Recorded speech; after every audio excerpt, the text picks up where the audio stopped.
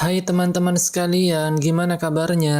Mimin berharap teman-teman yang menonton video ini dalam keadaan sehat. Dan pada episode kali ini, Anul Story akan membawakan alur cerita dari serial anime Winter 2024 yang berjudul Solo Leveling. Di anime ini menceritakan MC bernama Sung Jinwoo. Dia merupakan seorang hunter yang mempunyai peringkat paling bawah yaitu rang E. Karena hal itu dia begitu lemah dan dipandang sebelah mata. Namun ketika terjebak dalam dungeon misterius, Jinwoo mengalami kebangkitan dan mempunyai kekuatan overpower. Nah, daripada penasaran, mending langsung saja ke alur ceritanya. Tapi sebelum itu, Mimin meminta untuk subscribe dan dukung channel ini, agar Mimin selalu semangat menceritakan alur cerita anime yang menarik untuk kalian tonton. Scene diawali dengan diperlihatkannya keadaan 3 tahun lalu. Terlihat armada angkatan laut sedang berada di area pertempuran. Namun mereka tak bisa ikut campur karena senjata biasa tak bisa mengalahkan makhluk tersebut. Dan angkatan laut pun hanya bisa mengandalkan hunter. Dan ternyata makhluk tersebut ialah monster semut raksasa. Terlihat mereka sedang bertempur dengan para hunter. Namun karena para hunter tersebut berperingkat rendah, jadi mereka tak bisa menang melawan monster semut raksasa. Beruntung ada seseorang datang dan menyelamatkan mereka. Dia juga menyembuhkan para hunter yang terluka dengan sekejap mata. Dan saat dia akan diserang oleh monster tersebut, secara tiba-tiba dua rekannya datang menolongnya. Dan ternyata mereka memiliki kekuatan yang luar biasa karena dapat mengalahkan para monster dengan mudahnya. Pantas saja mereka bertiga sangat kuat karena diketahui merupakan hunter peringkat S. Diketahui jika mereka bernama Byunggu, Yunho, dan Yunsok. Tak lama setelah itu muncul semut raksasa yang lebih kuat dari sebelumnya. Yunho dan Yunsok pun bekerja sama mengalahkan monster tersebut. Namun ternyata jumlah mereka sangat banyak. Hal itu membuat Yonho melepaskan kekuatan sejatinya, dan Yonsok menyerang dengan kekuatan petir yang luar biasa. Di perkotaan terlihat Presiden Choi dan para hunter akan menghadapi segerombolan monster semut raksasa. Choi kemudian melakukan serangan pembuka yang membuat segerombolan monster semut merah hangus seketika. Dan pertarungan besar pun terjadi. Beberapa tahun kemudian, ada sebuah lorong yang bernama Gate yang tiba-tiba muncul dan menghubungkan dunia ini ke dimensi yang lain. Di dalam sana terdapat makhluk aneh yang bernama monster. Monster tersebut tak bisa dikalahkan dengan senjata biasa, dan hanya orang-orang yang berhasil membangkitkan kekuatan bertarung yang mampu mengalahkan para monster. Orang-orang itu pun dikenal sebagai hunter. Para hunter dipisahkan ke dalam beberapa peringkat, mulai dari yang paling kuat itu S, A, B, C, D, hingga E. Mereka dikelompokkan berdasarkan jumlah mana yang ada di dalam tubuh mereka. Akan tetapi setelah membangkitkan kekuatan itu, tidak peduli sekeras apapun mereka berusaha, kemampuan itu tak akan bisa bertambah kuat. Scene kemudian berpindah ke 3 tahun kemudian, atau masa sekarang. Terlihat para hunter mulai bersiap memasuki gate. Pak Kimi ada di sana bertemu dengan rekannya bernama Pak Park. Diketahui jika Pak Park sudah kapok dengan pekerjaan hunter. Namun karena istrinya sedang hamil, jadi dia kembali mengikuti Red untuk mendapatkan banyak uang. Tak lama setelah itu muncul MC kita yang bernama Sung Jinwoo. Dia datang untuk mengikuti Red bersama mereka. Dan diketahui jika Jinwoo dikenal merupakan senjata terlemah umat manusia, atau hunter terlemah nomor 1. Hal itu karena dia selalu cedera, meski gate yang dimasukinya termasuk gate yang paling lemah. Bahkan dia sampai rawat inap di rumah sakit. Meski mendengar gosip tentang dirinya, namun Jinwoo tak bisa membantah hal itu karena memang fakta itu benar adanya. Tak lama kemudian, Jinwoo bertemu dengan seorang wanita healer yang bernama Johe. Johe terlihat sangat mengkhawatirkan Jinwoo karena dia selalu terluka setelah memasuki gate. Setelah itu terlihat mereka berkumpul sebelum memasuki gate. Dan Red kali ini akan dipimpin oleh seseorang bernama Song Chiul. Dia ditunjuk sebagai pemimpin karena Song ialah hunter terkuat di Red kali ini. Beberapa saat kemudian mereka pun mulai memasuki gate. Namun sebelum masuk, Jinwoo terlebih dahulu melihat ke arah pisaunya. Diketahui jika pisau yang dipakai Jinwoo hanya diselimuti mana dalam jumlah sedikit. Meski terbilang pisau murah, namun Jinwoo tetap kesulitan mendapatkannya. Hal itu dikarenakan pendapatan Jinwoo yang sedikit. Dengan penuh percaya diri, Jinwoo akan mencoba yang terbaik dalam Red kali ini. Setelah itu dia pun masuk ke dalam gate. Scene kemudian berpindah. Terlihat ketua serikat hunter bernama Go Gun-hye telah selesai melaksanakan rapat dengan pihak pemerintah. Diketahui jika pihak pemerintah meminta asosiasi hunter untuk mengirimkan pasokan kristal mana dari dungeon secara rutin. Gun-hye sebenarnya tak mempermasalahkan permintaan tersebut, karena para hunter adalah orang yang bekerja menjual barang yang didapat dari dalam dungeon. Setelah itu Gun-hye memperlihatkan kristal mana yang didapatkan oleh seorang hunter jika berhasil mengalahkan monster. Dan ternyata kristal itu bisa dijual untuk mendapatkan uang. Scene kemudian berpindah. Terlihat Jinwoo berhasil mendapatkan batu kristal setelah mengalahkan goblin. Dia pun terlihat senang akan hal itu. Namun secara tiba-tiba Jinwo pun tertusuk yang membuat darahnya bercucuran. Beruntung Pak Park datang menolong Jinwo. Pak Park kemudian minta Joo untuk menyembuhkan Jinwo. Junhee pun mulai mengobatinya dengan sihir penyembuhan. Jinwo yang terkapar melihat rekan-rekannya bertarung dengan para monster. Scene kembali berpindah. Diketahui jika batu sihir yang muncul dari monster berperingkat tinggi dapat diolah kembali menjadi senjata atau pelindung yang lebih kuat. Kristal mana pun juga dapat diolah seperti batu sihir, namun efektivitasnya lebih rendah. Diketahui jika pemerintah ingin membuat sumber energi dari kedua benda tersebut karena lebih efisien dari energi nuklir, air, angin, atau panas bumi. Bahkan sumber energi dari dua benda tersebut tak mencemari atmosfer. Oleh karena itu, seorang hunter mengemban tugas yang sangat besar. Di sisi lain terlihat Ketua Song berhasil mengalahkan Bass Dungeon. Joo-hee yang sedang menyembuhkan luka Jinwo merasa khawatir karena dia terus-terusan mendapatkan luka yang sangat fatal. Namun Jinwo hanya bisa meminta maaf. Terlihat para hunter mengeluh karena mendapatkan batu sihir dan kristal mana dengan jumlah yang sedikit. Terlebih lagi Jinwo yang hanya mendapatkan satu buah batu sihir peringkat E. Hal itu tak sebanding dengan nyawanya. Tak lama setelah itu salah satu hunter menemukan sebuah terowongan bawah tanah. Mereka yang telah mengalahkan bos dungeon mengetahui jika belum ada tanda dungeon akan tertutup. Oleh karena itu beberapa dari mereka bersemangat untuk memasukinya. Ketua Song kemudian memberitahukan jika ada hal yang tak terduga seperti ini, ada peraturan bahwa mereka harus menunggu perintah dari serikat hunter. Namun hal itu membuat mereka protes karena para hunter yang baru datang nanti yang dapat hasilnya. Karena ada kemungkinan terowongan itu berbahaya, Ketua Song pun akan memungut suara. Dan hasilnya ada 6 yang setuju dan 6 yang menolak. Dan sisanya hanya ada Jinwo yang belum memutuskan. Meski merasa sangat berbahaya, namun karena ayahnya telah menghilang, jadi Jinwo lah yang menjadi tulang punggung keluarga. Terlebih lagi ibunya butuh biaya pengobatan dan adiknya juga akan segera masuk universitas. Oleh karena itu Jinwo memutuskan untuk ikut. Di sisi lain terlihat calon hunter melakukan tes untuk melihat peringkat mereka. Setelah melakukan tes dan diterima sebagai hunter, mereka pun mulai direkrut ke dalam guild. Terlihat seorang agen melaporkan kepada Presiden Choi jika dia berhasil menjalin kontrak dengan seorang peringkat B dan 2 peringkat C. Diketahui jika Pak Choi merupakan ketua guild, dia minta agennya merekrut hunter yang menjanjikan tanpa memperdulikan usia dan jenis kelamin mereka. Meskipun akan sulit menemukan orang yang mampu melampaui Chahae-in. Di sisi lain terlihat penjamret melakukan aksinya. Namun saat melarikan diri mereka dihadang oleh seorang wanita. Dan secara tiba-tiba wanita itu pun memberikan tas itu kepada korban. Dan ternyata wanita itu bernama Chahae-in, orang yang dimaksud Presiden Choi. Dia diketahui merupakan hunter peringkat S. Dan ternyata dia mempunyai banyak penggemar. Karena merasa terganggu dia segera pergi dari sana. Di sisi lain terlihat Jinwo dan yang lainnya telah berjalan kurang lebih 40 menit di terowongan tersebut. Dan waktu mereka hanya tersisa 20 menit sebelum dungeonnya tertutup. Jinwo pun minta maaf kepada Joo-hee karena sebelumnya dia setuju dengan rencana ini. Awalnya Joo-hee tak mempermasalahkannya. Namun ternyata dia merasa kesal karena khawatir dengan keadaan Jinwo. Terlebih lagi dia sudah bersusah payah menyembuhkannya. Jinwo pun kembali meminta maaf. Melihat Jinwo menyesal, Joo-hee pun dengan wajah memerah memintanya mentraktir makan malam sebagai permintaan maaf. Mendengar hal itu Jinwo pun terkejut dibuatnya. Tak lama setelah itu mereka pun menemukan sebuah gerbang. Meski merasa sangat berbahaya namun mereka tetap akan masuk karena sudah bersusah payah datang ke tempat ini. Tak lama setelah itu mereka pun masuk ke dalam tempat tersebut. Bersamaan dengan itu terlihat api yang menyala karena kedatangan mereka. Di dalam sana juga terdapat banyak sekali patung raksasa. Bahkan Jinwo nampak terkejut setelah melihat salah satu patung yang sangat besar. Mereka merasa heran karena tidak ada monster yang muncul. Tak lama setelah itu mereka menemukan aksara kuno. Di sana tertulis komandemen kuil Karenon. Yang pertama, hormatilah sang dewa. Kedua, pujilah sang dewa. Ketiga, taatlah kepada sang dewa. Namun bersamaan dengan itu terlihat Joo-hee terkejut karena baru saja melihat mata patung besar itu bergerak dan melihat ke arah mereka. Kembali ke tulisan kuno, jika mereka tak mengikuti komandemen ini mereka tak bisa pulang hidup-hidup. Tak lama kemudian terlihat gerbang yang ada di sana tertutup. Melihat hal itu mereka pun mulai kepanikan. Salah satu hunter kemudian mendekat ke gerbang dan berkata jika dia akan pulang. Namun secara tiba-tiba melihat hal itu tentu saja membuat mereka menjadi ketakutan. Dengan wajah penuh ketakutan Jinwo pun merasa tak percaya jika hunter tersebut tumbang dalam sekejap mata. Dia kemudian menoleh ke arah patung besar yang berada di belakangnya. Dan secara tiba-tiba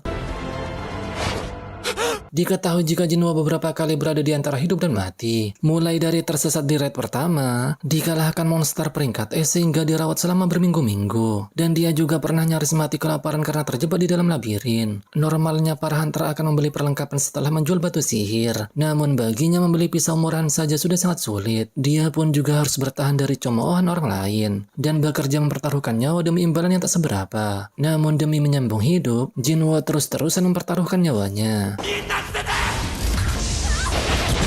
Serangan itu pun membuat beberapa hunter hangus seketika. Namun untungnya Jinwo berhasil selamat. Dia masih mempertanyakan mengapa hal ini bisa terjadi. Melihat mata itu, Jinwo dengan penuh ketakutan berkata jika patung tersebut akan membasminya. Merasa kepanikan, para hunter pun berniat melarikan diri. Beruntung Pak Song memperingatkan mereka untuk tidak bergerak jika tak ingin patung itu kembali menyerang. Melihat keadaan Johe yang ketakutan membuat Jinwo merasa khawatir. Terlihat Pak Song menghampiri Jinwo dan berkata jika teriakannya yang tadi telah menyelamatkan mereka dari serangan patung tersebut. Jinwo kemudian dibuat terkejut saat melihat tangan Pak Song telah terputus. Setelah Jinwo menghentikan pendarahannya, Pak Song kembali mengingat komandamen kuil Kartenon, yaitu 3 syarat agar mereka bisa pulang hidup-hidup dari tempat ini. Jinwo pun mulai menyadari jika patung besar yang ada di depannya ialah dewa yang dimaksud. Beberapa saat kemudian terlihat seorang hunter merasa kesal karena dirinya telah menjalin kontrak dengan kuil besar. Namun dia malah terjebak di tempat ini. Hunter itu pun sangat percaya diri jika kecepatannya bisa menghindari serangan patung tersebut. Namun sesaat kemudian, melihat hal itu, Jinwo merasa jika patung itu bisa membasmi para hunter kapanpun dia mau. Namun sampai saat ini dia tak melakukannya. Mengetahui hal itu, Jinwo pada akhirnya menemukan petunjuk. Dia kemudian menanyakan apa komandamen pertama kuil Kartenon. Mendengar syarat yang pertama ialah hormatilah sang dewa, Jinwo kemudian berdiri yang membuat Pak Song mencoba menghentikannya. Namun saat melihat mata Jinwo, Pak Song menyadari jika dia tak berniat untuk mati. Jinwo kemudian menatap mata patung tersebut. Namun saat patung itu akan menyerang, Jinwo kemudian menundukkan badannya. Dan ternyata patung itu tiba-tiba menghentikan serangan saat Jinwo melakukan hal itu. Menyadari apa yang terjadi, Jinwo kemudian meminta para hunter yang lain untuk bersujud di depan patung itu. Awalnya para hunter menganggap jika permintaan Jinwo tak masuk akal. Namun saat dia menjelaskan apa yang sebenarnya terjadi, para hunter pun mulai mengerti dan bersujud di hadapan patung tersebut. Dan benar saja, secara tiba-tiba mata patung itu berhenti bersinar.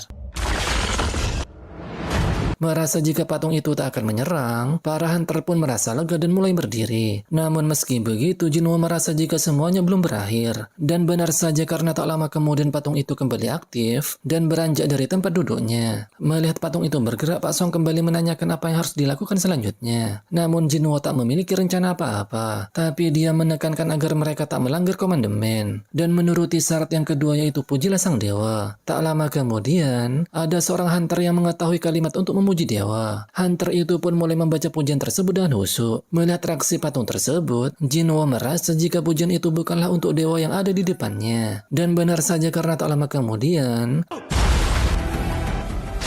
melihat hal itu, para hunter pun kepanikan dan mulai melarikan diri. Jinwo kemudian memegang tangan Johe dan membawanya lari. Pak Park yang berlari bergumam jika dia tak ingin mati di tempat ini, karena ada keluarga yang sedang menunggu kepulangannya. Merasa aman, dia kemudian berdiri di salah satu patung tersebut. Namun secara tiba-tiba,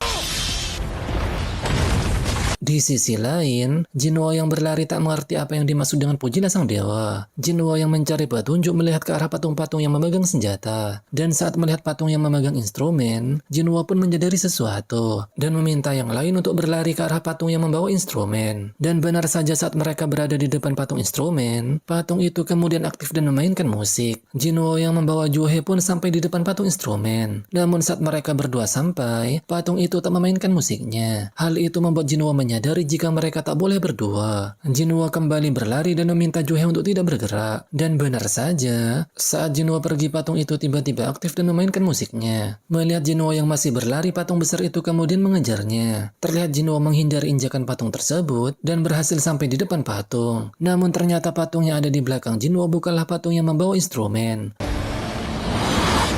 Beruntung Jinwo masih hidup dari serangan tersebut. Dia kemudian merangkak dan menuju ke arah patung yang membawa instrumen. Jinwo yang masih belum menyerah berhasil sampai di tujuan. Dan pada akhirnya patung besar itu pun duduk kembali ke singgasananya. Johe yang khawatir berlari menghampiri Jinwo. Namun dia dibuat terkejut saat melihat salah satu kaki Jinwo terputus. Johe kemudian mencoba menyembuhkannya. Namun dia malah mengeluarkan darah karena terlalu memaksakan diri. Pak Kim kemudian menyalahkan Ketua Song karena dia telah mengambil keputusan yang sembrono dan menganggap tangannya menghilang karena sebuah karma. Ketua Song pun membenarkan hal itu dan dia juga akan bertanggung jawab. Mendengar hal itu, Jinwo merasa jika sekarang bukan waktunya untuk berdebat karena masih ada satu komandemen lagi. Tak lama kemudian patung besar itu mengeluarkan sebuah altar. Jinwo menjelaskan jika hal itu untuk memberikan persembahan berupa harta atau nyawa. Sesuai dengan komandemen ketiga yaitu taatlah kepada sang dewa. Pak Kim mengetahui jika mereka harus memberikan sebuah persembahan. Dia kemudian menghunuskan pedangnya ke arah Ketua Song dan memintanya untuk bertanggung jawab. Hal itu pun membuat Ketua Song akan menjadi persembahan dan dia kemudian mendekat ke altar. Jinwo tak menyetujui jika Pak Song menjadi kambing hitam dalam masalah ini karena Pak Rahan terdatang ke sini melalui pengambilan suara.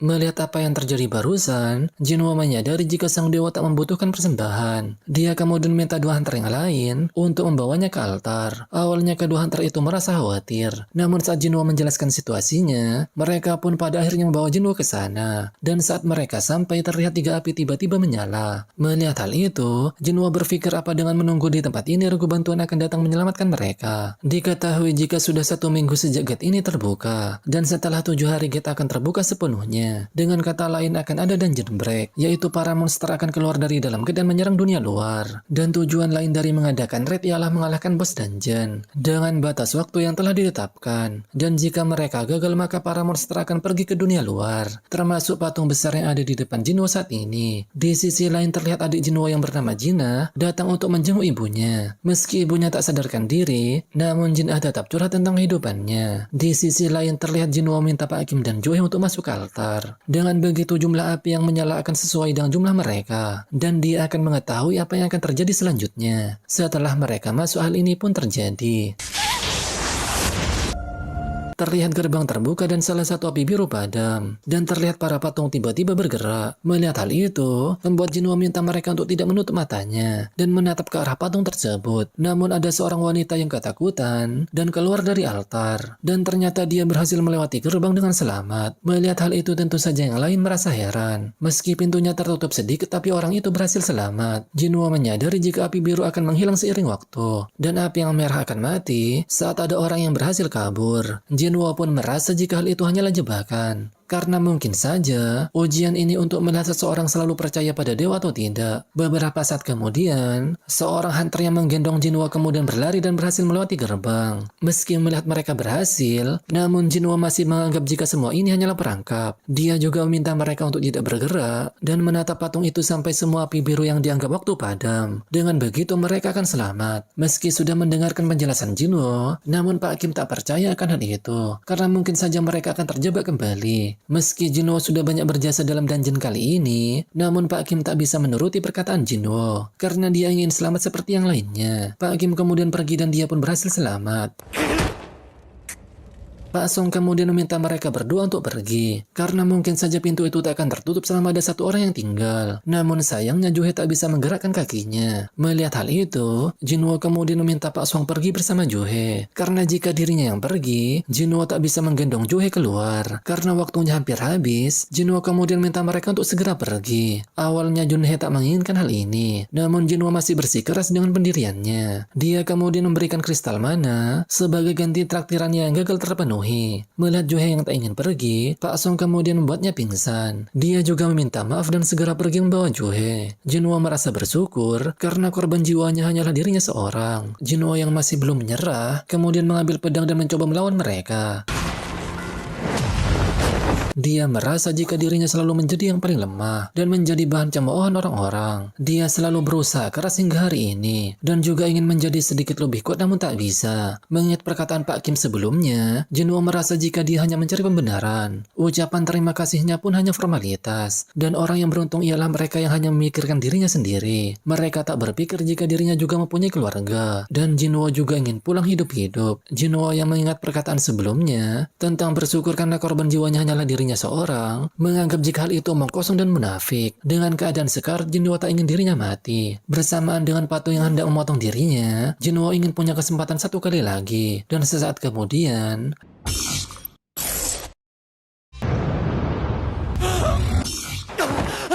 setelah itu, entah mengapa Jinwo tiba-tiba berada di rumah sakit. Dia kemudian dibuat terkejut karena tangan dan kakinya telah kembali seperti semula. Terlebih lagi, dia juga tak merasakan apa-apa setelah dadanya tertikam. Jinwo pun mengira jika semua ini hanyalah sebuah mimpi. Tak lama setelah itu, datang dua orang pria menemui Jinwo. Diketahui jika yang berambut pirang ialah manajer Departemen Pengawas Serikat Hunter bernama Oh Jin Chul, dan yang berambut ungu bernama Kang Tae-sik. Setelah berbicara singkat, diketahui jika Jinwo tak sadarkan diri selama 3 hari. Diketahui juga jika Pak Song baik-baik saja namun dia telah kehilangan satu lengannya. Dan kemungkinan besar Pak Song akan pensiun menjadi hunter. Sedangkan Joo-hye mengalami trauma berat setelah kejadian itu. Dan hal itu membuat Oh Jin Chul tak yakin jika Joo-hye akan melanjutkan pekerjaannya sebagai hunter.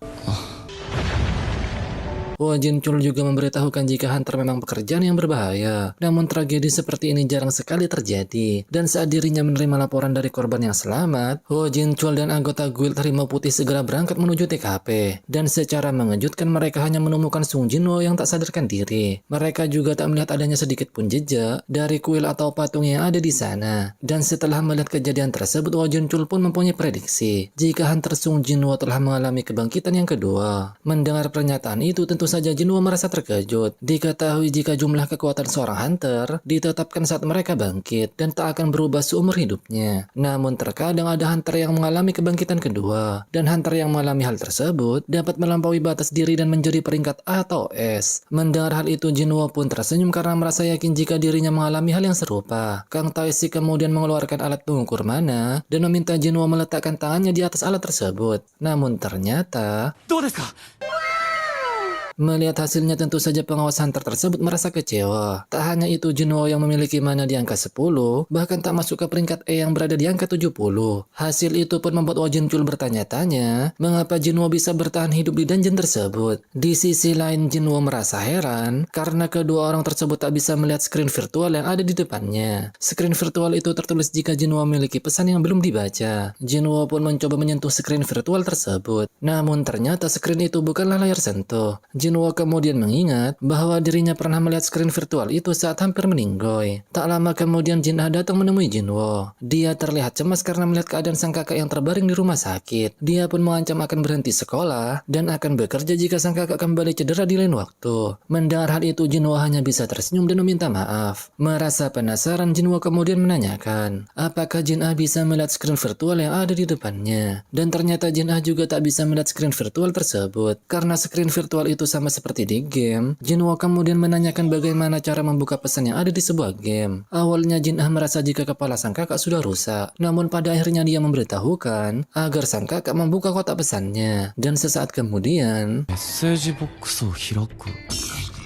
melihat keadaan sang kakak yang mulai membaik, Jin Ah pun pergi dari tempat tersebut. Setelah Jinwo berhasil membuka pesan tersebut, terlihat banyak sekali notifikasi yang bermunculan. Diketahui jika sistem yang dilihat Jinwo dapat membantu perkembangan pemain, dan apabila tidak mengikuti arahan sistem, maka pemain akan mendapatkan penalti. Jinwo juga mendapatkan notif jika dia memiliki quest harian, yang disebut pelatihan menjadi kuat. Dan saat Jinwo memeriksanya, dia diharuskan push up 100 kali, dan beberapa latihan yang lainnya. Dan jika dia tak berhasil menyelesaikan semuanya, maka Jinwo akan mendapatkan penalti. Melihat hal itu, Jinwo malah merasa jika sistem tersebut lagi bercanda. Jinwo juga bergumam jika dirinya sedang dirawat dan tak punya stamina untuk melakukan semua itu. Di sisi lain, terlihat Oh Jin Chul memberitahukan kepada ketua Go jika Jinwo tak mengalami kebangkitan kedua. Mendengar hal itu, ketua Go merasa jika mereka masih beruntung karena tidak mengalami dungeon break. Di sisi lain, di tempat guild hunter, terlihat ketua Choi meminta Cha Hae-in untuk mengikuti raid peringkat B dan menjadi instruktur. Pak Choi meminta demikian karena raid kali ini termasuk ke dalam pelatihan anak baru. Awalnya Cha Hae-in menolak karena merasa jika dia tak cocok menjadi seorang guru. Mendengar hal itu, ketua Choi kemudian menjelaskan jika Cha Hae-in hanya perlu bertarung seperti biasanya karena mereka akan melihat dan belajar darinya. Diketahui jika Hunter Guild adalah salah satu dari 5 serikat besar di dalam negeri. Namun di kancah internasional, Hunter Guild masih banyak sekali kekurangan. Para hunter memang tak bisa meningkatkan peringkat, tapi mereka bisa meningkatkan kemampuan bertarung. Dan hal itu dilakukan demi menjaga bencana yang akan datang di masa depan. Di sisi lain, terlihat Geth tiba-tiba muncul di jalan raya. Hal itu membuat masyarakat meminta para hunter untuk menyelesaikan Geth itu secepat mungkin. Scene kemudian berpindah. Terlihat Jinwo tertidur, namun secara tiba-tiba muncul notifikasi melalui screen virtual yang memberitahukan jika quest harian menjadi kuat telah tiba. Tak lama kemudian Jinwo pun terbangun karena telah terjadi gempa. Dan secara tiba-tiba melihat dirinya berpindah, tentu saja membuat Jinwo merasa heran dan menganggap semua ini hanyalah mimpi. Namun secara tiba-tiba dia dikejutkan dengan kemunculan lipan raksasa. Bersamaan dengan itu muncul screen virtual yang memberitahukan jika Jinwo terkena penalti dan harus bertahan hidup selama 4 jam di padang gurun. Di sisi lain terlihat perawat merasa terkejut karena mendapati Jinwo yang tidak ada di ruangannya. Terlihat Jinwo dikejar oleh beberapa lipan raksasa, dan waktu bertahan hidup Jinwo tersisa 2 jam lagi. Kembali ke rumah sakit, terlihat para perawat masih mencari keberadaan Jinwo. Mereka juga mengira jika Jinwo tak akan pergi keluar rumah sakit. Singkat waktu, terlihat Jinwo sudah tak sanggup lagi karena terus-terusan berlari sedari tadi. Dan waktu bertahan hidupnya tersisa 9 detik lagi. Dan secara tiba-tiba beruntung Jinwo berhasil menyelesaikan penalti sebelum lipan tersebut menerkam tubuhnya. Bersamaan dengan pingsannya Jinwo, terlihat screen virtual memberitahukan jika sang MC mendapatkan hadiah setelah menyelesaikan penalti. Tak hanya itu, perawat juga menemukan keberadaan Jinwo. Singkat waktu, terlihat Jinwo memberitahukan kepada adiknya jika dia bisa pulang sebentar lagi. Mendengar hal itu membuat sang adik merasa senang dan meminta Jinwo mentraktirnya saat pulang nanti. Di sisi lain, terlihat Joey diminta untuk bergabung ke dalam raid. Diketahui jika ada Geth peringkat D yang muncul beberapa waktu yang lalu. Karena kebanyakan guild sudah kehabisan hunter, jadi orang tersebut meminta Johei untuk ikut. Namun karena tak ada paksaan, jadi Johei pun menolak ajakan tersebut. Orang itu juga mengabarkan jika Sung Jinwo sudah siuman. Mendengar hal itu, Johei pun merasa senang dibuatnya. Dia kemudian menjenguk Jinwo dan membawa karangan bunga. Namun dia dikejutkan saat mendengar perawat berkata jika Jinwo sedang berlari. Diketahui jika sejak siuman Jinwo selalu berlari setiap hari. Mendengar betapa kerasnya Jinwo latihan, Johei pun pergi dan mengurungkan niatnya bertemu Jinwo. Setelah menyelesaikan quest harian, Jinwo pun mulai paham beberapa hal. Yang pertama, screen virtual yang ada di depannya bukan halusinasi. Dan jika berhasil menyelesaikan quest harian, maka Jinwo akan mendapatkan hadiah. Jinwo yang memilih hadiah pemulihan kondisi, membuat rasa lelahnya hilang dalam sekejap. Selanjutnya di poin status, Jinwo bisa membagi poin yang didapatkan ke bagian yang dia mau. Jinwo pun memilih untuk menaikkan kekuatannya. Dia akan bertambah kuat setara dengan jumlah yang ditambahkan. Bahkan Jinwo sudah merasakan kekuatan ototnya yang mulai bertambah. Tak hanya itu, ada pula jendela untuk skill dan inventory. Setelah itu, terlihat Jinwo mendapatkan random box setelah menyelesaikan quest harian. Dan saat membukanya, Jinwo merasa heran karena di dalamnya terdapat sebuah kunci. Padahal sebelumnya dia hanya dapat barang yang tak berfaedah seperti pulpen atau plaster. Diketahui jika kunci tersebut dapat membuka dungeon instan. Melihat hal itu, Jinwo pun merasa jika hal itu dapat membuatnya bertambah kuat. Setelah itu, terlihat Jinwo menjenguk ibunya yang belum sadarkan diri. Diketahui jika 4 tahun yang lalu sang ibu tiba-tiba tak sadarkan diri. Dan setelah dibawa ke rumah sakit, diketahui jika ibu Jinwo terkena penyakit yang disebut tidur abadi, yaitu penyakit yang muncul bersamaan dengan kemunculan Geth. Dan konon ada 1 dari puluhan ribu orang terkena penyakit seperti ini. Ada juga beranggapan jika penyakit ini akibat dari terlalu lama melakukan kontak dengan mana. Dan apapun itu, pengobatan yang ada saat ini hanya bisa memperpanjang umur sang ibu. Setelah itu, terlihat Jinwo latihan fisik. Dia kemudian teringat saat dirinya mendapatkan hak untuk menjadi hunter. Dia pun memberitahukan hal ini kepada adiknya. Dengan penuh kebanggaan, Jinwo yakin jika dirinya dapat membayar pengobatan sang ibu. Mendengar hal itu, tentu saja sang adik merasa khawatir dengan Jinwo. Diperlihatkan juga di saat Jinwo mulai melakukan pekerjaannya sebagai hunter. Namun saat menghadapi monster lemah seperti goblin, Jinwo malah mengalami kekalahan. Beruntung hunter yang lain menyelamatkan Jinwo dari serangan goblin. Para hunter pun mulai mengucilkan Jinwo dan menganggapnya beban. Mendengar hal itu, Jinwo hanya bisa tersenyum sembari meminta maaf. Setelah itu, terlihat Jinwo datang ke stasiun Habjeong. Ternyata Jinwo berencana memasuki dungeon instan. Namun jika dia dalam bahaya, Jinwo pun berniat kabur dengan kecepatan penuh. Setelah itu, terlihat Jinwo mengeluarkan sebuah kunci yang dia dapatkan dari quest sebelumnya. Dan secara tiba-tiba, Jinwo kemudian memasuki gerbang tersebut. Bersamaan dengan itu terlihat pintu dungeon tiba-tiba tertutup. Di saat Jinwo melihat orang lain bisa menembus pintu itu, dia pun menyadari jika dungeon ini berada di dimensi yang berbeda. Dan intinya Jinwo tak bisa keluar sampai dia berhasil menyelesaikan dungeon. Karena tidak ada pilihan lain, Jinwo pun akan menyelesaikan dungeon ini seorang diri. Dan tak lama setelah itu, terlihat 3 ekor goblin datang menyerang Jinwo. Awalnya dia merasa pesimis karena sebelumnya sang MC terluka parah saat melawan goblin. Namun secara mengejutkan, Jinwo berhasil menghindari serangan goblin dan menahan serangannya. Terlihat sang MC bertarung dengan sengit melawan ketiga goblin tersebut. Tapi hal itu tak berlangsung lama karena Jinwo dibuat terpojok. Namun sesaat kemudian, terlihat Jinwo berhasil membasmi salah satu goblin dengan belatinya. Hal itu membuat Jinwo mulai percaya diri dan akan membasmi goblin yang tersisa. Dan pada akhirnya Jinwo berhasil mengalahkan ketiga goblin tersebut. Jinwo pun beranggapan jika dirinya telah bertambah kuat. Namun secara tiba-tiba muncul serigala merah dan menyerang Jinwo. Belati sang MC pun hancur setelah terkena serangan tersebut. Jinwo dapat merasakan jika serigala itu lebih kuat dari para goblin. Melihat hal itu malah membuat Jinwo tak bisa menggerakkan kakinya. Sang MC merasa jika dirinya mengalami ketakutan dan trauma dengan kejadian sebelumnya. Beruntung saat serigala itu menyerang, Jinwo berhasil menghindar. Sang serigala pun mulai mengaum dan kembali menyerang Jinwo. Beruntung saat serigala yang bernama Laikan itu menyerang, Jinwo berhasil menghindar dengan gaya akrobatiknya. Dia pun merasa jika tubuhnya terasa lebih ringan. Karena tak ingin mati begitu saja, Jinwo kemudian menyerang Laikan itu dengan tinjunya. Melihat tinjunya yang sangat kuat, Jinwo merasa jika hal ini terjadi karena dia telah meningkatkan status kekuatannya. Namun kekuatan tinju saja masih belum cukup melumpuhkan Laikan. Di saat Jinwo kebingungan bagaimana cara mengalahkannya, dia kemudian mengingat sesuatu dan segera membuka inventory. Jinwo tak mengetahui mengapa pedang Pak Song sebelumnya bisa berada di inventorinya. Tak lama kemudian terlihat 2 Laikan datang menghampiri Jinwo. Namun sang MC dibuat kepanikan karena pedangnya tak bisa dicabut dari lantai. Beruntung saat Laikan itu mulai menyerang, Jinwo berhasil mencabutnya. Namun sayangnya Laikan itu berhasil menahan serangan Jinwo dengan taringnya. Karena serangannya berhasil ditahan, Jinwo kemudian menendang Laikan tersebut. Dan sesaat kemudian, melihat rekannya telah meninggoy, Laikan itu pun segera melarikan diri. Di saat beristirahat sejenak, Jinwo melihat levelnya telah naik angka 2. Jinwo pun menyadari jika luka yang dialaminya langsung pulih karena dirinya naik level. Tak hanya itu, seluruh statusnya juga naik 1 poin. Dan yang paling terasa ialah kekuatannya yang telah jauh bertambah. Meskipun hanya berjumlah 32, namun tubuh sang MC terasa jauh lebih ringan. Mengetahui hal itu membuat Jinwo merasa jika dirinya bisa lebih kuat. Diketahui jika Jinwo berhasil mengalahkan monster di dalam quest, maka dia akan mendapatkan sebuah item. Dan saat ini dia mendapatkan item taring Laikan. Tak hanya itu, Jinwo juga berhasil membuka fitur toko yang ada di dalam sistem. Namun karena masih pemain baru, jadi Jinwo tak bisa berbelanja di toko tersebut. Tapi meski demikian, dia bisa menjual item yang didapatkan dari monster. Tak lama kemudian terlihat Laikan yang tadi kabur telah kembali dengan membawa gerombolannya. Melihat hal itu, Jinwo sama sekali tak gentar karena dia pernah mati sebelumnya. Dan sesaat kemudian,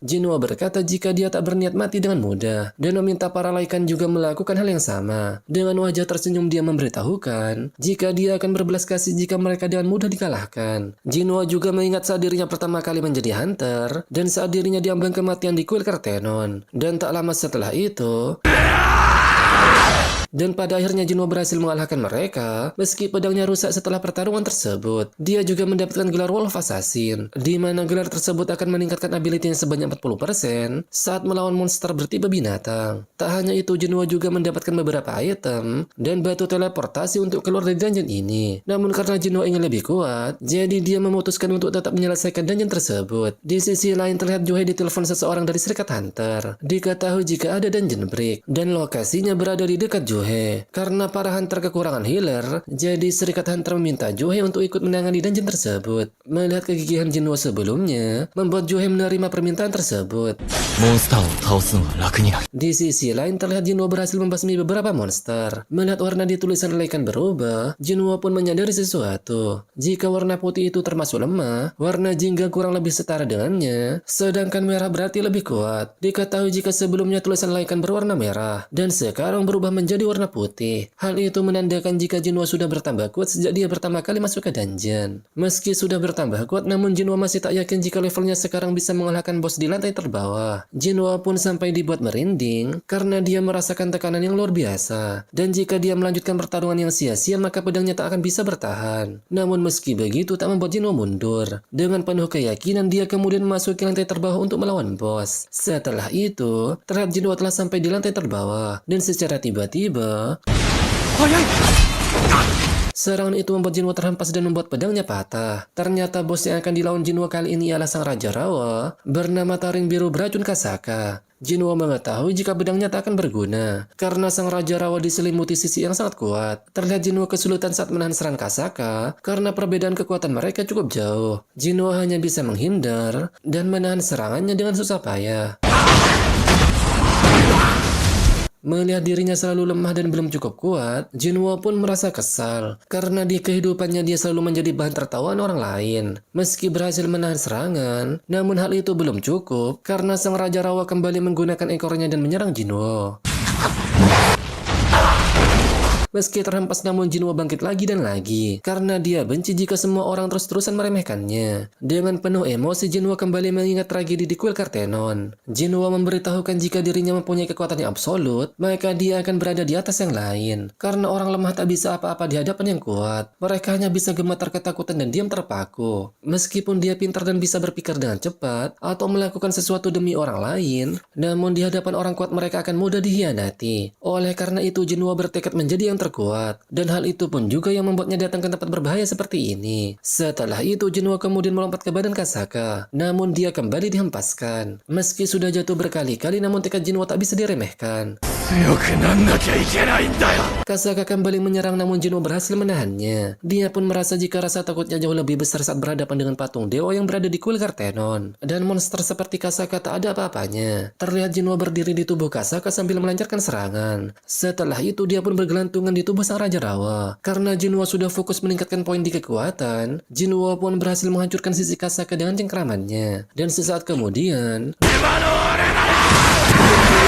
dan pada akhirnya Jinwo berhasil mengalahkan sang Raja Rawa Kasaka. Dia pun naik level dan mendapatkan belati rangse bernama Kasaka Venom. Belati ini juga punya efek melumpuhkan dan pendarahan. Tak hanya itu, dia juga mendapatkan item poison, namun sang MC takut menggunakannya. Karena bos sudah dikalahkan, dungeon pun kembali seperti semula. Dan saat keluar dari stasiun, Jinwo dibuat terkejut karena dia tak melihat siapapun. Tak lama setelah itu, terlihat seorang tentara memperingati Jinwo karena dia tak mendengarkan siaran. Namun saat mengetahui jika Jinwo ialah seorang hunter, tentara itu pun meminta maaf dan akan mengantarkan Jinwo ke TKP. Melihat banyak monster meninggoy, Jinwo pun menyadari jika telah terjadi dungeon break. Tentara itu kemudian memberitahukan jika semua monster sudah dihabisi, namun masih tersisa seekor monster yang sangat besar.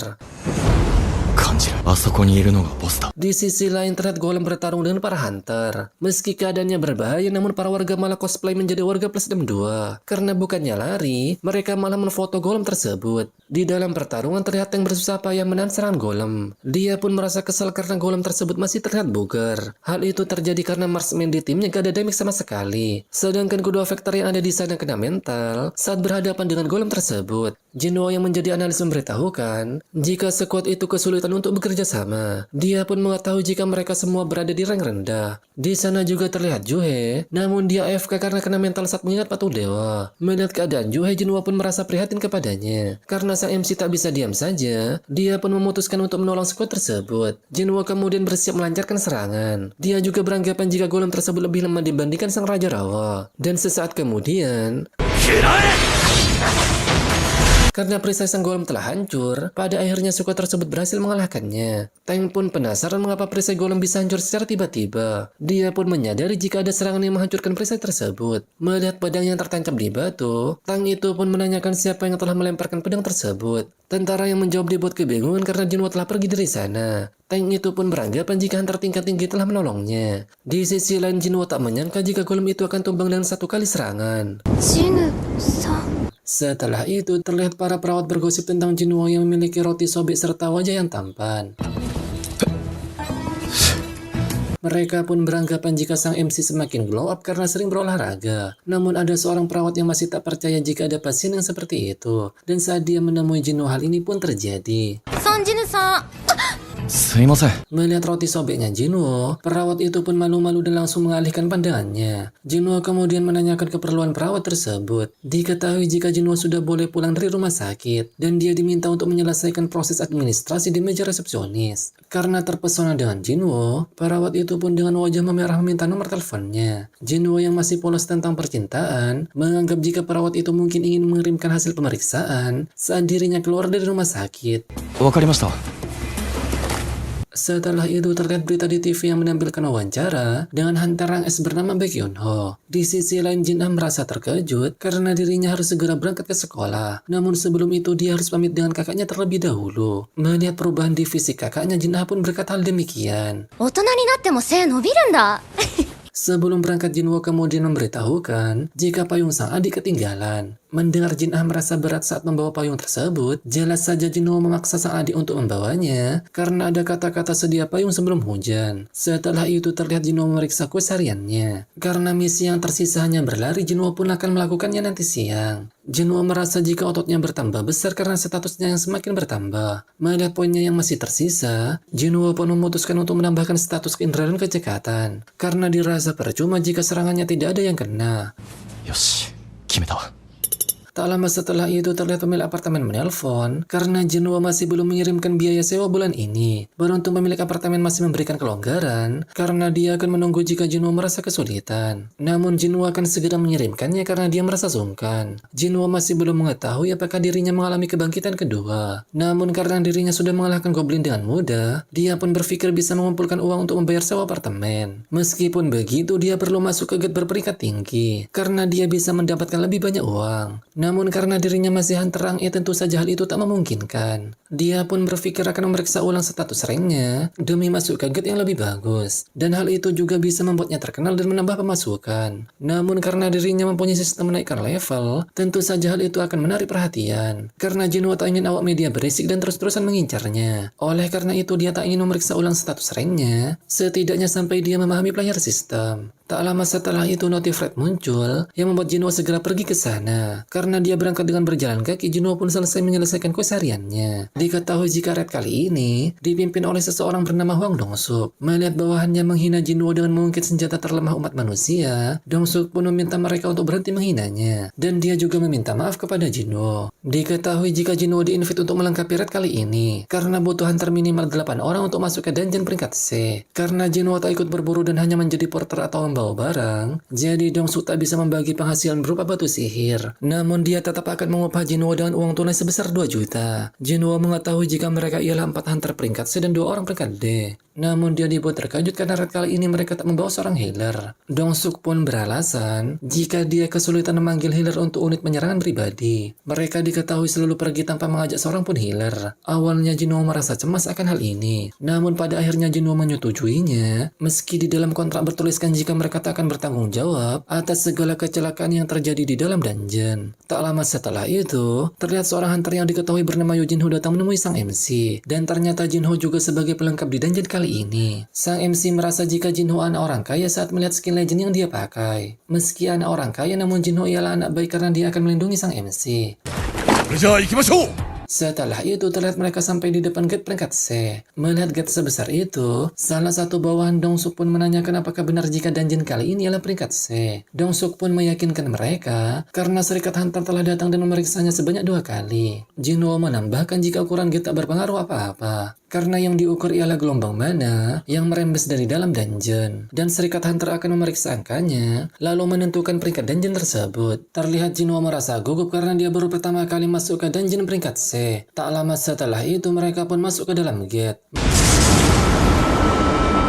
Mereka kemudian dibuat terkejut karena tak ada satupun monster yang ada di sana. Bahkan batu cahaya yang menerangi dungeon juga tak terlihat. Melihat dungeon yang gelap gulita, Jinwo pun mengingat lorong masuk ke kuil Kartenon. Tak lama setelah itu mereka sampai di tempat yang memiliki banyak lubang. Melihat situasinya, Jinwo merasa jika para monster masih bersembunyi. Dan pada akhirnya Jinwo menyadari jika monster kali ini bertipe serangga. Mendengar hal itu, Dong-suk dan para bawahannya pun merasa kepanikan. Beruntung Jinwo memberitahukan jika serangan para monster akan datang dari atas. Dan sesaat kemudian, Setelah menggunakan skill provokasi, terlihat para monster menghampiri Dongsuk. Para bawahannya juga bekerja sama membasmi monster yang berdatangan. Mereka mengulur waktu agar seorang magi yang bernama Kyuhan bisa mempersiapkan serangan ultimate-nya. Dan tak lama kemudian, melihat kerjasama mereka, Junwo pun memujinya. Dia langsung paham mengapa mereka menjadi tim kuat untuk waktu yang lama. Namun karena tak pernah mengajak healer, cara bertarung mereka pun terbilang kasar. Terlihat Junwo berhasil membasmi salah satu monster karena dia memiliki perlengkapan yang kuat. Tak lama setelah itu mereka pun berhasil membasmi semua monster. Dongsuk kemudian meminta mereka mengambil semua batu sihir dan membaginya menjadi 7. Tak lupa juga dia berterima kasih kepada Jinwo karena berkat dia mereka bisa selamat. Karena merasa penasaran, Dongsuk pun menanyakan bagaimana cara Jinwo mengetahui arah datangnya para monster. 勘です。助かりました。 Setelah itu, mereka mengetahui jika ada banyak sekali monster yang tak terlihat luka dari sabetan pedang. Bahkan tak terlihat luka bekas sihir. Mendengar hal itu, Dongsuk pun beranggapan jika mereka sedang memperebutkan wilayah kekuasaan. Yang berarti ada monster yang lebih besar bahkan lebih kuat dari mereka. Terlihat sang MC menanyakan, apakah equipment Jinho memiliki harga yang sangat mahal? Mendengar Jinho mengiyakan hal itu, sang MC pun memintanya untuk berhati-hati. Scene kemudian berpindah di markas White Tiger. Ternyata hunter magang yang ada di sana terkejut saat mendengar bunyi ledakan. Senior hunter pun memintanya untuk tak khawatir karena kejadian ini berasal dari Gold Master yang sedang latihan. Scene kemudian berpindah. Terlihat Jinwo dan yang lainnya sedang menyusuri dungeon. Mengingat raid kali ini bisa mendapatkan uang tanpa perlu berkelahi, membuat Jinwo beranggapan jika tawaran Dongsuk terlalu bagus. Hal itu tentu saja membuat Jinwo merasa curiga. Terlihat mereka kembali melihat banyak sekali monster yang terluka. Dongsuk pun merasa aneh karena mereka yang telah berjalan cukup jauh belum melihat monster yang masih hidup. Namun tak lama setelah itu mereka dibuat terkejut karena menemukan banyak sekali kristal mana. Dan jika ditafsirkan mereka akan mendapatkan 1 miliar. Chuljen kemudian berkata, jika adik Dongsuk pasti akan iri jika melihat hal ini. Mendengar hal itu, Kyuhan memintanya untuk tidak membahas soal adiknya. Diketahui jika adik Dongsuk bernama Dongso. Dia pun berkata jika adiknya bukan orang yang selalu benar. Dongsuk akan menggunakan kristal mana sebagai aset untuk memperbesar unit penyerangnya. Mendengar jika mereka akan membagi 7 hasil dari kristal mana, Jinho kemudian meminta sang MC untuk memperlihatkan kontrak kerjanya. Oh. すいません。 Karena di kontrak Jinho hanya tertulis soal penghasilan berupa batu sihir, jadi Jinho meminta Dongsuk untuk membagi hasilnya menjadi 8. Karena jika tidak maka Jinho tak akan mendapatkan bagian. Mendengar hal itu, Dongsuk pun menyetujuinya.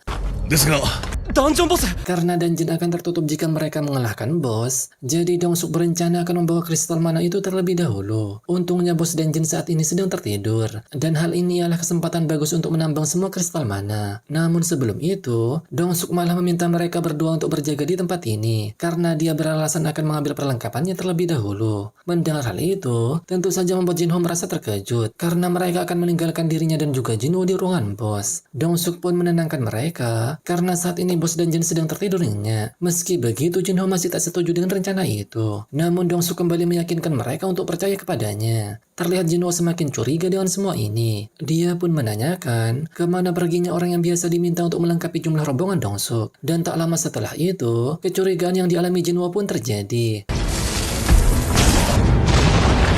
Melihat hal barusan, tentu saja membuat Jinho beranggapan jika mereka telah mengkhianatinya. Jinho pun menyadari jika mereka ialah orang-orang yang dimaksud Pak Song. Mereka ialah orang tak berperasaan yang memanfaatkan orang lemah untuk menjadi umpan serta memancing musuh. Karena tidak ada CCTV di dalam dungeon, jadi perbuatan kriminal mereka tak akan terungkap selama mereka membasmi semua saksi dan menghilangkan barang bukti. Terlihat Jinho menyesal karena dia telah mengungkit soal kontrak sebelumnya. Namun apapun itu mereka berniat membasmi Jinho dan sang MC jika tak waspada. Terlihat bos dungeon terbangun karena ledakan sebelumnya. Melihat hal itu, Jinho dengan baik hati meminta sang MC untuk berlindung di belakangnya. Jinho pun merasa jika perbedaan dirinya dengan bos Rang sebagaikan langit dan bumi. Namun saat mengingat tragedi di kuil Kartenon, Jinho pun meralat perkataannya. Dengan penuh percaya diri, sang MC meminta Jinho untuk tidak bergerak karena dia yang akan membasminya. 俺が倒す。 Setelah itu, terlihat Dongsuk dan timnya keluar dari dungeon. Salah satu anggota timnya kemudian menanyakan mengapa tak langsung membasmi mereka berdua di sana. Dan ternyata Dongsuk tak melakukan hal itu karena takut akan membangunkan bos jika mereka berkelahi. Dan jika hal itu terjadi, maka mereka tak bisa mengangkut kristal mananya. Dongsuk yakin jika mereka berdua tak akan bisa mengalahkan bos laba-laba. Dan setelah bos melahap mereka dan kembali tidur, Dongsuk pun berencana akan kembali ke sana dan mengangkut kristal mana dengan melewati lubang yang ada di langit-langit ruangan pertarungan bos. Dan jika bos itu tak kunjung tidur, maka Dongsuk terpaksa akan mengalahkannya secara langsung. Namun jika tak bisa mengangkut kristal mana, maka mereka akan mengambil equipment Jinho karena harga perlengkapannya pasti berkisar puluhan juta. Di sisi lain terlihat Jinho memperingati sang MC untuk tidak melawan bos itu. Karena jika ingin mengalahkannya seorang diri, maka butuh hunter peringkat B. Oleh karena itu dia mengajak Jinho untuk melarikan diri. Mendengar hal itu Jinho pun membenarkannya. Meski telah mengalami kebangkitan kedua dan levelnya telah meningkat, namun dirinya masih lemah. Jinho juga merasa jika taring biru Gasaka yang dia lawan sebelumnya mungkin berperingkat D, sedangkan golem itu mungkin peringkat D ke bawah. Dan Jinho yakin jika bos kali ini pasti lebih kuat dari mereka berdua. Namun entah mengapa Jinho tak merasa putus asa dan takut kepadanya. Dan sesaat kemudian, 本当の狩りの始まりだ。 di sisi lain terlihat Gogunhei selesai rapat dengan para politikus. Dan dia mulai merasa lelah karena terus-terusan melakukan hal ini. Mendengar jika Gogunhei tak ada jadwal apapun setelah ini, Wo Jinchul pun meminta sang ketua asosiasi hunter untuk berlatih tanding dengannya. Tanpa pikir panjang Gogunhei pun menerima permintaan itu. Di sisi lain terlihat Jinwo baru mengetahui jika sisi keluar laba-laba itu sangat kokoh. Bahkan tebasan taring beracun Kasaka tak mampu melukainya. Tak hanya itu, daya serangannya juga sangat luar biasa. Dan jika terkena serangan satu kali saja mungkin Jinwo bisa mati. Melihat pertarungan Jinwo, tentu saja membuat Jinwo merasa terkejut. Karena gerakan sang MC tentunya bukan gerakan peringkat E. Dia pun beranggapan jika Jinwo ialah pendaftar palsu. Diketahui jika pendaftar palsu ialah orang yang bisa mengontrol mana. Dan mereka sengaja mendaftarkan diri ke peringkat rendah. Para pendaftar palsu juga dikenal sebagai orang gila yang mempunyai hobi membasmi. Mengira jika Jinho ialah pendaftar palsu, tentu saja membuat Jinho merasa frustasi. Karena kulit laba-laba itu sangat keras membuat serangan Jinho tak ada yang berhasil. Dan lebih parahnya tingkat kelelahan Jinho semakin naik. Dan jika dibiarkan maka menyebabkan gerakan yang melambat. Dan sebelum itu terjadi Jinho harus segera mengalahkannya. Jinho pun akan memanfaatkan efek lumpuh dan pendarahan. Karena kemampuan belati Kasaka ialah kunci kemenangannya. Setelah menemui titik kelemahan laba-laba itu, Jinho pun berlari dan akan mengincarnya. Namun secara tiba-tiba, melihat kemampuan kulit yang keras dan semburan asam, membuat Jinwo merasa jika bos kali ini sangatlah kuat. Karena situasinya akan semakin buruk jika terjadi pertarungan jangka panjang, jadi Jinwo harus memaksakan untuk mempersempit jaraknya. Jinwo kemudian menggunakan skill lari cepat dan akan langsung mendekatinya. Namun karena serangan Jinho masih belum berhasil, jadi dia akan terus mencobanya. Melihat hal itu, Jinho merasa jika serangan Jinho sangat cepat. Namun dia meragukannya, karena belum tentu Jinho memiliki stamina yang cukup. Dan Jinho merasa heran apa yang diincar oleh sang MC. Jinho yang terus-terusan menambah kecepatannya, namun secara tiba-tiba tingkat kelelahannya mencapai batas maksimal. Melihat sang MC terkapar, tentu saja laba-laba itu kembali menyerangnya. Namun sesaat sebelum serangan itu mengenainya, Jinho kemudian mengingat pemulihan kondisi yang dia dapat sebelumnya. Dan secara tiba-tiba, dan pada akhirnya Jinho berhasil mengalahkan bos peringkat C tersebut. Diketahui jika pemulihan kondisi yang dia dapat saat pertarungan tadi, karena sang MC belum mengambil hadiah dari kuis hariannya. Melihat Jinho berhasil mengalahkan bos itu, membuat Jinho merasa yakin jika dia ialah pendaftar palsu. Setelah Jinho mengambil batu kristal, terlihat Jinho merasa ketakutan dan berkata jika dirinya akan menyimpan batu tersebut. Tak hanya itu, dia juga akan membawa barang bawaan dan memberi sang MC sebotol minuman. Melihat perubahan sikap Jinho, sang MC pun merasa heran dibuatnya. Tak lama setelah itu, terlihat Dongsu dan timnya telah kembali ke tempat tersebut. Di sisi lain terlihat Wo Jinchul sedang latih tanding melawan Gogunhei. Meski tak lagi muda, namun kekuatan Gogunhei masih sama seperti dulu. Gogunhei pun memuji kemampuan Wo Jinchul dan berkata jika dia terus-terusan berkembang. Diketahui jika Wo Jinchul tetap latihan dan mempertajam kekuatannya, meski peringkatnya tak akan naik. ボス死んでね。 Melihat bos dungeon telah meninggoy, Kyohan merasa jika monster itu sangat lemah. Mereka juga menganggap jika Jinho telah mengalahkan bos itu dengan perlengkapan mewahnya. Dongsuk pun mengetahui jika ayah Jinho ialah ketua perusahaan konstruksi Yojin bernama Myunghan. Oleh karena itu dia akan memberinya kesempatan dan meminta Jinho membasmi sang MC. Dan jika Jinho menurutinya, maka Dongsuk akan membiarkannya pergi dengan selamat. Dan jika tidak, maka Dongsuk akan melenyapkan mereka berdua. Dongsuk juga meminta Jinho agar tidak ragu, karena segala hal yang terjadi di dalam dungeon tidak akan bocor keluar. Dan sesaat kemudian, Melihat Jinho memihak kepada sang MC, membuat Dongsuk tak habis pikir. Dia pun meminta Kyuhyun untuk membasmi yang terlemah terlebih dahulu. Melihat Dongsuk mengeluarkan aura membasmi, membuat sistem mengeluarkan kuis darurat, di mana Jinho diminta melenyapkan mereka berenam. Melihat hal itu, tentu saja Jinho merasa terkejut, dan secara tiba-tiba di sisi lain terlihat 3 orang hunter sedang nongki di kafe. Diketahui jika yang berambut hitam bernama Hejin, yang berambut kuning bernama Gina, sedangkan yang memakai kacamata Mimin gak tahu namanya. Terlihat mereka membicarakan tentang pengalamannya di guild masing-masing. Diketahui jika Hejin berada di guild with Tiger, sedangkan 2 lainnya berada di hunter guild. Gina dan wanita kacamata kemudian memberitahukan jika hunter peringkat S bernama Cahaein telah mengalahkan monster peringkat A dengan sekejap mata. Hal itu tentu saja membuat hunter yang lain merasa terkejut. Mereka juga membicarakan rumor yang sedang beredar, di mana terdapat unit penyerang yang entah mengapa memiliki banyak korban jiwa. Scene kemudian berpindah. Melihat keadaan Jinwo, Dongsuk pun memberitahukan jika sang MC telah mati. Namun tentu saja sang MC masih hidup. Dia pun kembali menyadari jika tempat ini ialah tempat yang paling menjunjung tinggi jika yang kuat akan tetap bertahan. Dan dunia ini ialah dunia yang dipenuhi kekerasan, penipuan, dan pengkhianatan. Diketahui jika Jinwo tak menyelesaikan kuis ini, maka dia akan mendapatkan penalti dan jantungnya akan berhenti berdetak. Sistem sedang memaksa Jinwo untuk melakukan pembasmian. Melihat hal itu, Jinwo pun merasa jika sistem membutuhkannya dan tak ingin dirinya mati. Melihat Jinwo yang masih hidup, tentu saja membuat Dongsuk merasa terkejut. Sedangkan Jinho merasa bersyukur dengan hal itu. Jinwo kembali menyadari jika dirinya dan sistem itu saling memanfaatkan. Terlihat Jinwo mendekati mereka dan mengeluarkan aura kegelapan. Mendengar hal itu, salah satu hunter kemudian mendekati Jinwo dan memberitahukan jika peringkat E seperti dirinya dilarang menyombongkan diri. Namun secara tiba-tiba, melihat hal itu, tentu saja mereka merasa terkejut. Dongsuk pun tak percaya jika rekannya yang berperingkat bisa dikalahkan dengan mudah. Meski hal ini merupakan perintah dari sistem, namun tetap saja Jinwo masih tak menyangka jika dirinya telah membasmi manusia. Tapi jika tak melakukan hal ini, maka dirinya lah yang akan mati. Jinwo pun tak bisa mundur jika memang yang kuatlah yang akan bertahan. Dan sesaat kemudian, pada akhirnya Jinwo berhasil mengalahkan mereka berlima, dan hanya tersisa satu yaitu Dongsuk. Melihat hal itu, Jinho pun merasa jika sang MC lebih kuat dari sebelumnya. Terlihat Dongsuk juga tak percaya jika seluruh unit penyerangannya mati dalam sekejap. Dia pun merasa jika Jinwo telah menyembunyikan kemampuannya, dan dugaan dia sebelumnya salah besar, karena Jinwo lah yang telah mengalahkan bos laba-laba tersebut. Meski sudah melihat kekuatan Jinwo yang overpower, namun Dongsuk masih belum kapok karena dia akan melawannya dengan kekuatan penuh. Dongsuk merasa percaya diri jika Jinwo masih kelelahan, karena dia sudah melawan bos serta 5 orang hunter. Dia juga yakin jika tubuhnya yang diperkuat seperti baja dapat menahan serangan belati tersebut. Namun secara tiba-tiba,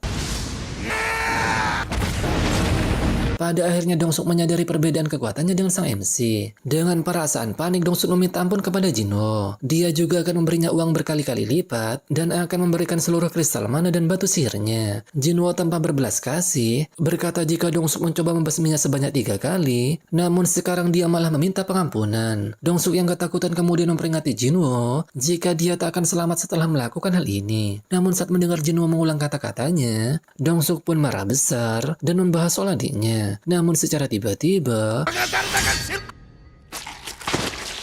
setelah membasmi mereka semua, Jinwo pun bergegas pergi keluar dungeon karena tempat ini akan segera hancur. Setelah itu, terlihat agen asosiasi hunter merasa heran karena yang selamat dalam dungeon kali ini adalah peringkat D dan E. Namun saat melihat pedang Jinho yang bernama Carrion dan merupakan buatan perusahaan maya yang terkenal, agen itu pun mulai beranggapan jika Jinho yang telah membasmi bos dungeon tersebut, dan dia juga beranggapan jika sang MC bersembunyi di suatu tempat. Terlihat Jinho tak menggubris perkataan itu karena dia fokus dengan hadiah yang diberikan sistem. Diketahui jika sang MC mendapatkan skill nafsu membasmi, di mana semua kemampuan musuh akan berkurang setengahnya. Setelah agen asosiasi pergi, terlihat Jinho yang masih ketakutan berterima kasih kepada sang MC. Melihat hujan yang mulai turun, Jinho pun merasa lega karena dia telah menyuruh adiknya membawa payung.